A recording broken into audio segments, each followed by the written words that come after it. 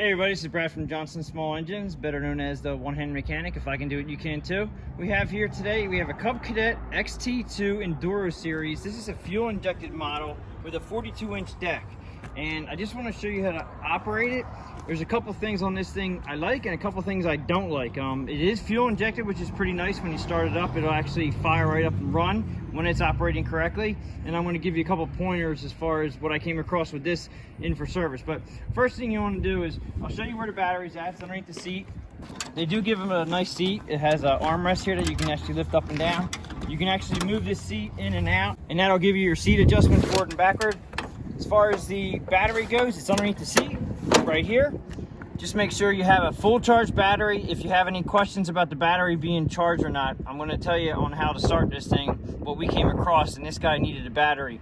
It's 2022 year right now, and his battery was a 2018. Seemed like it had good charge, but for some reason we had a couple issues with it starting, and I'll show you that in a minute. Next thing you want to do is put underneath the hood, and this is the fuel injection model. This is a 679cc V-twin from Cub Cadet. Is actually, I'm pretty sure it's a China motor, but it is a pretty decent runner. It's electronic fuel injection. Oil's here. You want to make sure you have the adequate oil in here, and as you can see right here, it does say 10W30. Make sure your gas is full. This is the gas tank here, and if you're just wondering, this is the emissions vent here, and actually they put a fuel pump on here for your electronic fuel injection.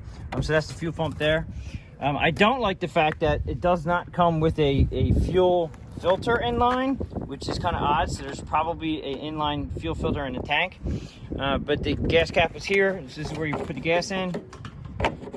As far as the controls, around to the right side, we have a push button control. There's an hour meter, and this is your reverse lockout, so you can cut grass in reverse. Your throttle is on this side, and you just have, turtle and rabbit, slow and fast. I usually will put it up a little bit above turtle to start it. And this one, there is no choke. It's electronic fuel injection. The problem is that we came across with this is that when you get on it to start it, okay, you must be sitting on the machine. The brake is on this side, and you have to have the brake either in, and if you lock it in with the parking brake right here, okay, so the parking brake lever is right here, and you just have to push the brake lever down while you're holding the brake pedal in, and then let go of the brake pedal, and it locks it in. And then when you want to unlock the brake pedal, just push the brake pedal in, and then it'll flip this lever up, or you can use your finger, and then it'll unlock it. But to start it, brake pedal down, push the parking brake lever down. Your other side is your forward and reverse right here. Okay, and we're not going to use them quite yet. Just want to go over the starting procedure. Now the brake's on. We have a push button key. All right, this key is just a magnetic key. It goes into a push button. It's the way it's set up. I'm not real fond of this because it's just one more thing to go wrong. But the way you start it right now is if you're sitting on a machine, your brake's in, and your battery is charged correctly. When you push this in, it should fire up and start. And it's going to take a few seconds, but it will fire up and run. Now you can turn it off by pushing the button. Or, now I'm gonna, a quick way to reset this whole mechanism, if it doesn't start right away, if you pull the button out, if you pull the key out and then put the key back in again, it'll reset the monitors in here quickly, and then it'll restart faster. But if it doesn't start right away, it'll kind of go clink, and then it won't do anything. And then you have to either wait for a while or pull the key out to reset it and then put the key back in again. But I was going back to how you start it, or how you stop it. You can either push this button in again after it runs and it'll shut it down, or you can pull it out. And we're going to try that right now. So I push the button in to stop, or just pull the key out. So there's two different ways you can stop the machine. And you do have to read right here, it says about your reverse caution mode. To operate in reverse with blades engaged, push and hold change button for at least 3 seconds. So what I'm going to do is I'm going to start the machine up. I'm going to take the emergency brake off because you can't run the blades unless the emergency brake is off. And the power takeoff, which is your blade engagement, is the lever right here. Okay, so we have two levers on this side.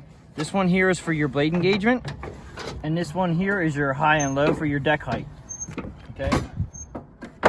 So let's go ahead and go back to starting it. My emergency brake is on. I'm sitting on the tractor. The throttle's just above turtle.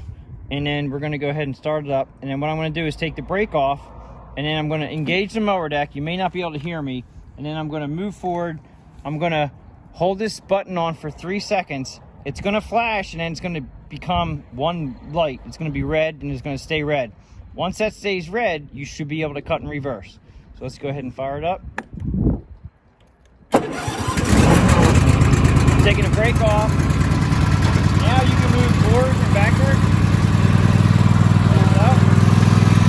I'm going to put the mower deck down a little bit and engage the blades. Now, cut and reverse. Now, if I try to cut and reverse right now, it'll shut down. Okay, just like that. In fact, it actually didn't come back. Sometimes they come back. So then you have to disengage your blades. We'll fire it up again. I have to push the clutch in, hit the button, start it up. Okay, so I'm going to engage the blade. Now to go in front reverse, we're going to hold this button in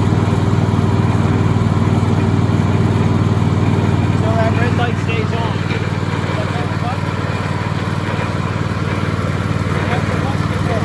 As long as that light is on, we can back up. Now, that just means right now I can probably cut the whole lawn, leave it on, go back and forth, and there's no problem. If you want to disconnect and discontinue this, just push this one more time, and then it'll shut down again. Just like that.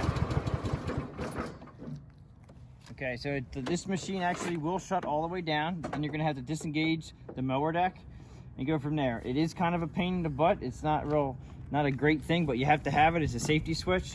I do want to show one more thing. I think that's pretty much it, but I do want to show you guys, if you ever have to push your machine, it's a hydrostatically driven tractor, and by pushing this, it's a little bit hard right now, but right here, it shows when you push this in like this, the guy's on here running the tractor. So when the rod is out like this, you're able to push it. So as long as your emergency brake is off, pull that rod all the way out. It's about 5-6 inches. And then you should be able to push this very easily.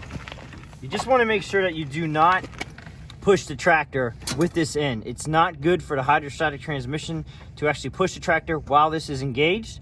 So you got to make sure that you do not do that, and make sure your emergency brake is off when you do want to push it.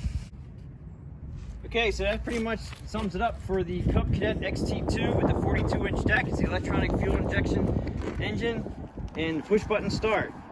As always, if you like this video, please give it a thumbs up, subscribe, tell your friends about my channel. If you have any comments or questions, please leave them below, and I will catch you on the next one.